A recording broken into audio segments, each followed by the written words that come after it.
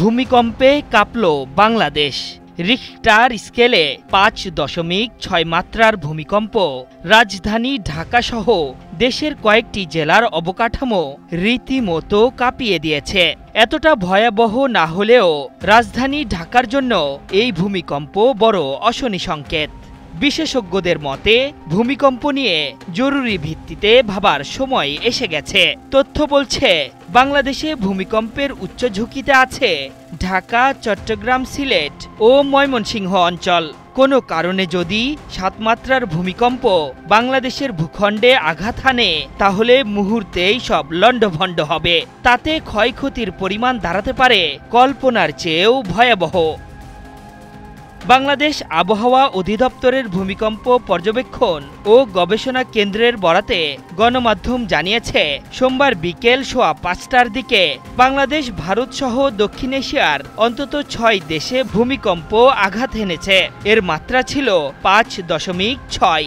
এর উৎপত্তি স্থল ঢাকা থেকে ৩৮০ কিলোমিটার দূরে ভারতের আসামের রাজধানী গুয়াহাটির আসাম ভ্যালি ও হিমালয়ের মাঝামাঝি স্থানে। এটি মাঝারি থেকে ভারী মাত্রার ভূমিকম্প। এই ভূকম্পের কারণে তাৎক্ষণিক কোনো ক্ষয়ক্ষতির তথ্য পাওয়া যায়নি। গত আগস্টের শেষ দিকে আফগানিস্তানে ৬ মাত্রার ভূমিকম্প আঘাত হানে। তাতেই পাহাড় বেষ্টিত কুনার অঞ্চলে নেমে আসে ভয়াবহ বিপর্যয়। বিশ্লেষকরা বলছেন, ঢাকায় ৭ মাত্রার ভূমিকম্প হলে কি করুণ পরিণতি হতে পারে সেটি উঠে এসেছে বিভিন্ন গবেষণামূলক প্রকল্পেও।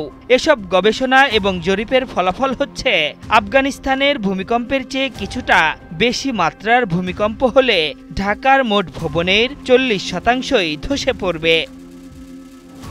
গবেষকরা বলছেন, দেশে ৭.৫ মাত্রার ভূমিকম্প হয়েছিল ১৮৮৫ সালে। সেটি হয়েছিল টাঙ্গাইলের মধুপুরের ভূগর্ভস্থ চুত্তি বা ফাটল রেখায়। এরপর ১৩৯ বছরেও এত বড় ভূমিকম্প ওই ফাটল রেখায় আর হয়নি। মধুপুরের ওই ফাটল রেখায় যদি রিখটার স্কেলে এখন ৬.৯ মাত্রার ভূমিকম্পও হয় তাহলে ঢাকায় কমপক্ষে ৮,৬৪,০০০ ভবন ধসে পড়বে, যা ঢাকার মোট ভবনের ৪০%। বড় মাত্রার ভূমিকম্প হলে ঢাকায় তখন বিস্ফোরণের শহর হয়ে উঠবে, তা অবধারিত। কারণ এখানকার পানি, গ্যাস, বিদ্যুৎ ব্যবস্থাপনা এতই অপরিকল্পিতভাবে গড়ে উঠেছে, বড় মাত্রার ভূমিকম্পে যে বিপর্যয় নেমে আসবে তা আসলে কল্পনাতীত। উদাহরণ হিসেবে বলা যেতে পারে, ২০২৩ সালে ৭.৮ মাত্রার ভূমিকম্পে তুরস্কে ৫০,০০০-এর বেশি এবং সিরিয়ায় প্রায় ১৫,০০০ মানুষ মারা যান। সেই ভূমিকম্পের ভয়াবহতা স্তব্ধ করে দিয়েছিল গোটা বিশ্বকে। আশরাফুল ইসলাম, ৭১।